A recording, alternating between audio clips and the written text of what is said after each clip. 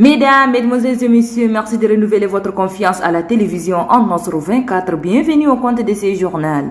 Le roi d'Arabie Saoudite, Sa Majesté Salman bin Abdelaziz, a dépêché ce 21 juillet 2023 en Djamena son conseiller Ahmed bin Abdelaziz Khattan qui a été reçu en audience par le président de transition, général Mohamed Idriss Déby Itno. L'organisation d'un double sommet et l'exposition universelle 2030 en terre saoudienne ont été les principaux points abordés au cours de l'entrevue entre le chef de l'État Mohamed Idriss Déby Itno et le conseiller de la Cour royale, M. Ahmed bin Abdelaziz Khattan. Faisons le point avec nos confrères de la présidence de la République.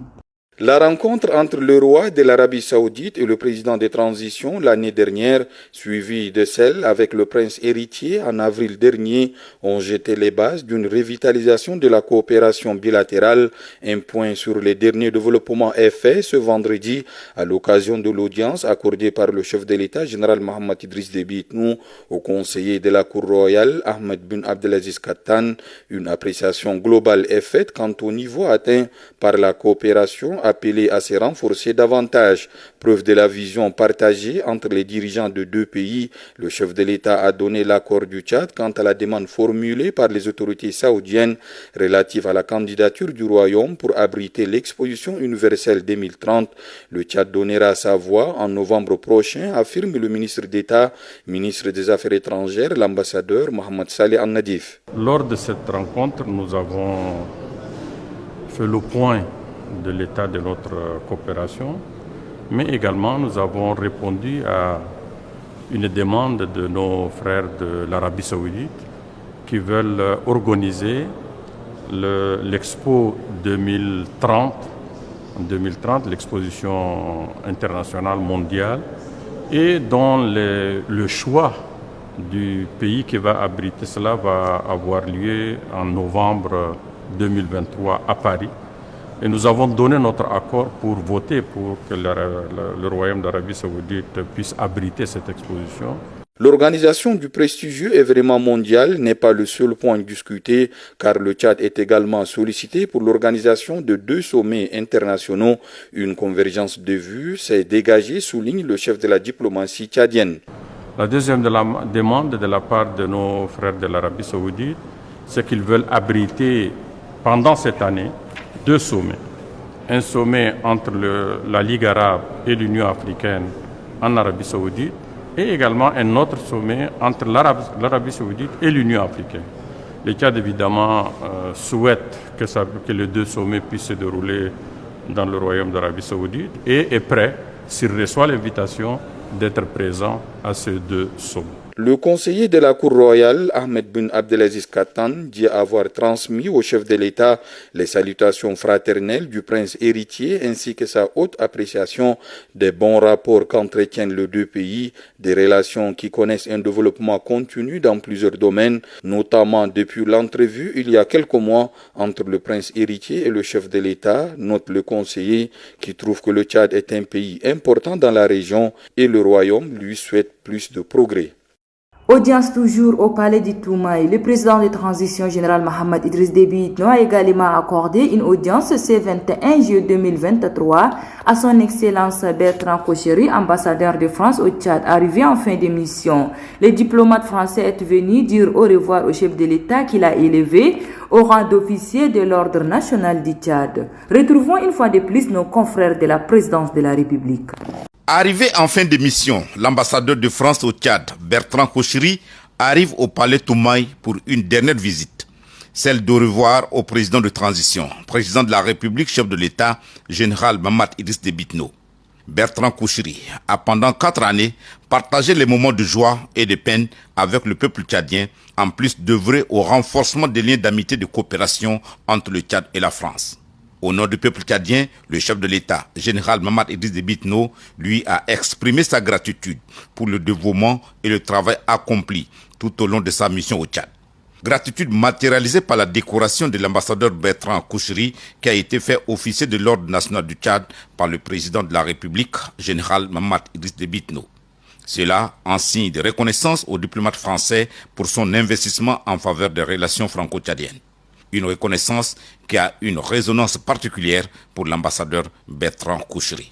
Quand un ambassadeur quitte un pays et que le chef de l'État lui dit « Revenez, vous serez le bienvenu pour découvrir tout ce que vous n'avez pas pu découvrir encore », là, vous vous dites que, quelque part, vous aviez bien travaillé et que votre mission a porté ses fruits. Le fait d'avoir reçu cette distinction d'officier de l'ordre du mérite tchadien a été pour moi évidemment un geste auquel j'ai été particulièrement sensible et qui m'a très fortement honoré.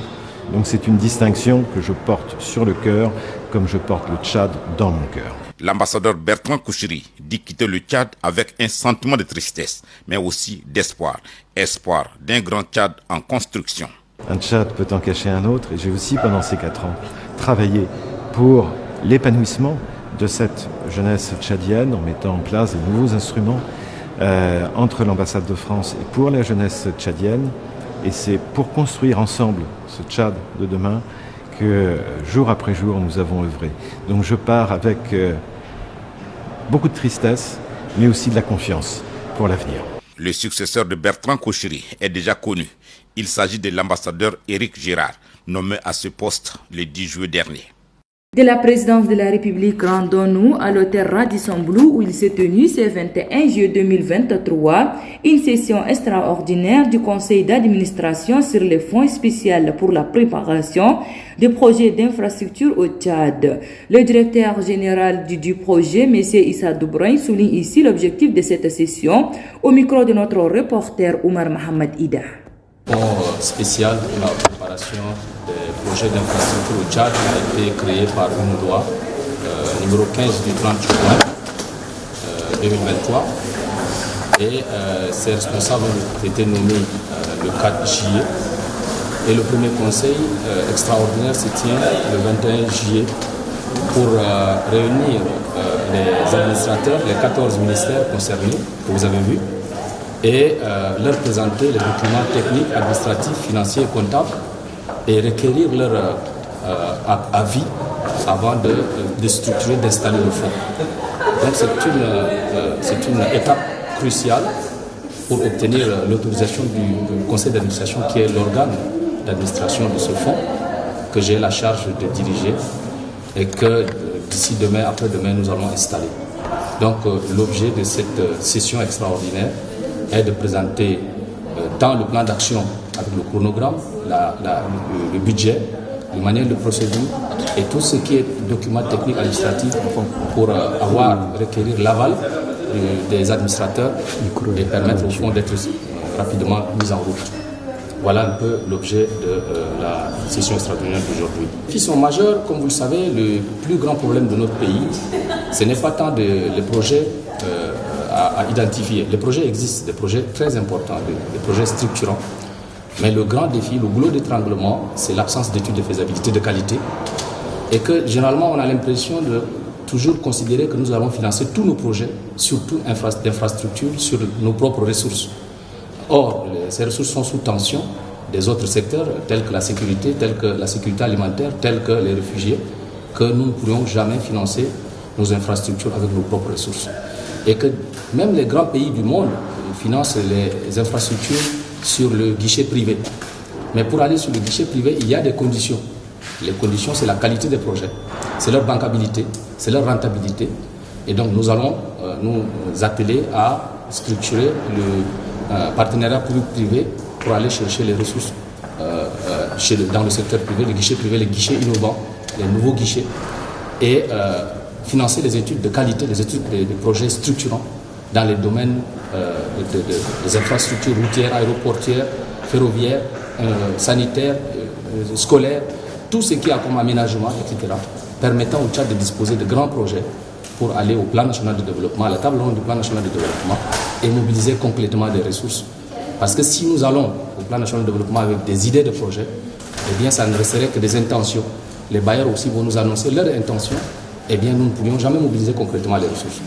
Donc cette idée de créer un fonds par le chef de l'État, que je remercie par ailleurs, le gouvernement, est vraiment l'idée qui manquait. Parce que je vous rappelle que le Sénégal, la Côte d'Ivoire, le Togo, tous les pays que vous avez vus qui ont fait un bond dans le domaine des infrastructures ne l'ont pas fait de leurs propres ressources. Ils ont su organiser, structurer des financements dans les guichets innovants, comme je l'ai dit, les guichets privés, Et ils ont pu construire de très grandes infrastructures. Et donc nous pouvons rêver ici aussi de faire pareil. Nous solliciterons tout le monde pour nous accompagner. Et nous, ce travail, nous pouvons le faire. Donc voilà un peu le défi que nous sommes prêts à relever. Et c'est la fin de cette édition. Merci de l'avoir suivi. Au revoir et à la prochaine. Bonne suite de programme sur la télévision en Nosro 24. Merci de bien prendre soin de vous car chaque jour est une vie.